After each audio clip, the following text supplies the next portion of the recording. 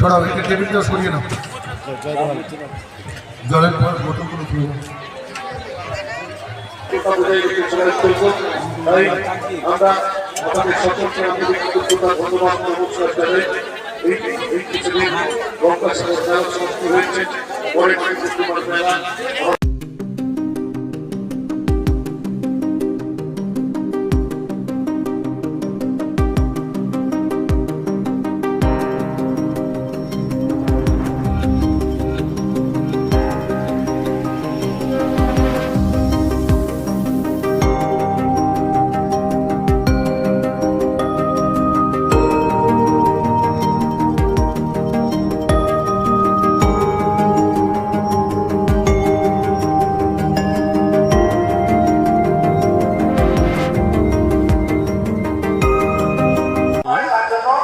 এটা হচ্ছে যে সাংখ্য দর্শন কপিল, যে মকর সংক্রান্তির পুণ্যলগ্নে যেমন লাখো লাখো মানুষ এখানে আসে, ওরা স্নান করে, কপিলমুনি মন্দিরে পুজো দিয়ে তারা আবার বাড়ি ফিরে যায়।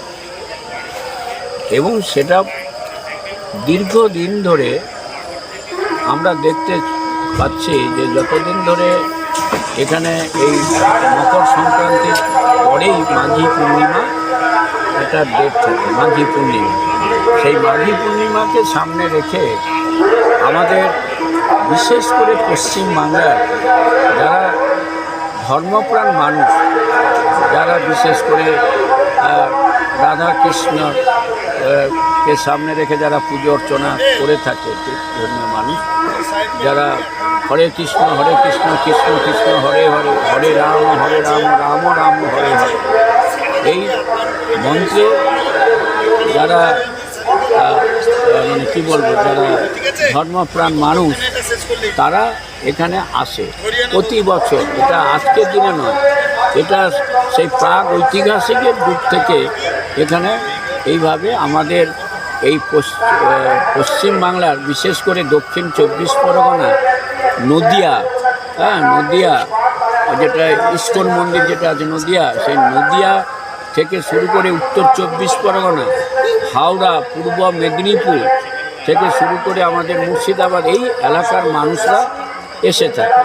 এরা ওই মাঘী পূর্ণিমাকে, এবং আমাদের সাগরের প্রচুর মানুষ, এরা পার্শ্ববর্তী এলাকার মানুষ, এরা এখানে আসে, স্নান করে, কপিল মন্দিরে পুজো দেয়, এবং এটা একটা পূর্ণ লগ্ন দেখে ওরা স্নান করে। যেমন এই আজকের ভোরে এই মাঘী পূর্ণিমার স্নানটা রয়েছে, তারা আসে, স্নান করে, এটা তাদের মনের পবিত্রতার ব্যাপার।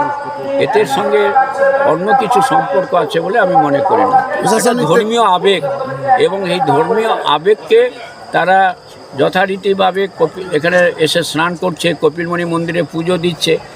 এই জায়গাতে দাঁড়িয়ে আমাদের রাজ্য সরকারের তরফ থেকে বিগত দিনে এখানে তো সেরকম কিছু হতো না, এবং এই জায়গাতে দাঁড়িয়ে আমাদের সরকার আসার পর থেকে এটাকে নতুন করে সাজানো হয়। এখানে জেলা প্রশাসন, ব্লক প্রশাসন এবং আমাদের এখানকার গ্রাম পঞ্চায়েত, বিভিন্ন এনজিও এগুলোকে অর্গানাইজ করে থাকে, এবং যাতে থাকার ব্যবস্থা, আমাদের যে পানীয় জল থেকে, বিদ্যুৎ থেকে ওদের যেটুকু ব্যবস্থা করার, সেটা আমরা সরকারের তরফ থেকে, বিভিন্ন এনজিওর তরফ থেকে করে থাকে। তবে আমি এবং আমাদের এতে আমাদের ভ্যাসেলের সংখ্যা বাড়ানো হয় এই সময়, যেটা ধরুন গঙ্গাসাগর মেলার সময় যেমন ভ্যাসেলের সংখ্যা অনেক বেশি থাকে, এখানে আজকের 10টা বেশি ভ্যাসেল চালানো হচ্ছে। এখানে যে বাস সংখ্যা 29টা আছে লোকাল বাস, তার সঙ্গে আরও 12টা বাস আনা হয়েছে। এসডিও লেভেলে একটা মিটিং হয়, বিডিও লেভেলে মিটিং হয়, এবং আমাদের বেনুবনে প্রতিবর্ষ গঙ্গাসাগর মেলার পরে 6টা ভ্যাসেল লঞ্চ চলাচল করে, কিন্তু আজকে সেখানে 12টা লঞ্চ করছে, মানে ব্যবস্থা করা হয়েছে। তারা যারা ট্রেনে করে যাত্রীরা আসছে তাদেরকে নিয়ে, যেটা বেনুবন সেট যখন হয়ে যায় তখন তো তারা আর লঞ্চ চলে না, কিন্তু সব সময় চলছে। প্রায় 12টা লঞ্চ সার্ভিস দিচ্ছে মানুষদের। এটা মানুষের আবেগ, এটাকে একটা ধর্মীয় ভাবাবেগ, এর ব্যাপারে আমরা কিছু বলতে পারবো। আজকে যেটা দেখলাম, এক মিনিট, এই যে আমরা যখন তারা এসছে, তারা বিভিন্ন জায়গাতে ট্যুরিস্ট হিসাবে এসে বিভিন্ন জায়গাতে ঘুরে তারা এটা যে মাঘী পূর্ণিমার জন্য ওরা আসছে সেটা নয়, কিন্তু ওদের যে ধারাবাহিকতাটা, তারা যে আসা প্রতি মুহূর্তে, তারা প্রতি সময় তারা আসে এখানে, নদীতে স্নান করে, কপিলমুনি মন্দিরে পুজো দেয়, এরা তাই। আপনারা বলছেন যে দিল্লির মানুষ এই যে মাঘী পূর্ণিমাকে সামনে রেখে আসে, স্বাভাবিকভাবে জানা আসে। বলছি দিল্লি পুণ্যার্থী আসে মানে মাঘী এখানে পূর্ণিমা ধরুন গত বছর তো প্রায় 3.5 লক্ষর বেশি পুণ্যার্থীরা এসেছিল, এসে স্নান করে তারা বাড়ি ফিরে গেছে। এটা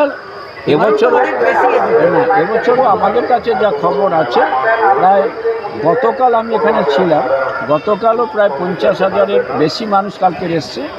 আজকের এখানে এসে আমি যেটা দেখলাম এবং যতটুকু আমি খোঁজ খবর নিলাম, তাতে দেখা যাচ্ছে প্রায় 3 লক্ষের কাছাকাছি মানুষ, ওরা এখানে এসে স্নান করে। ওই যে বঙ্কিমবাবু যেটা আমাদের গঙ্গাসাগর মেলার সময় যে হসপিটালটা আছে সেটা রানিং করা হয়েছে, সবই ব্যবস্থা। মেলার সময় এবারে যেভাবে রাজ্য সরকারের যে ইমার্জেন্সি মেডিকেল পরিষেবাটা যেভাবে দিয়েছে, মানে খুব খুব দ্রুততার সাথে কাজ করেছে, সেই জায়গাটা এবার এখনও ধরে রাখা হচ্ছে সেইভাবে। সেগুলো তো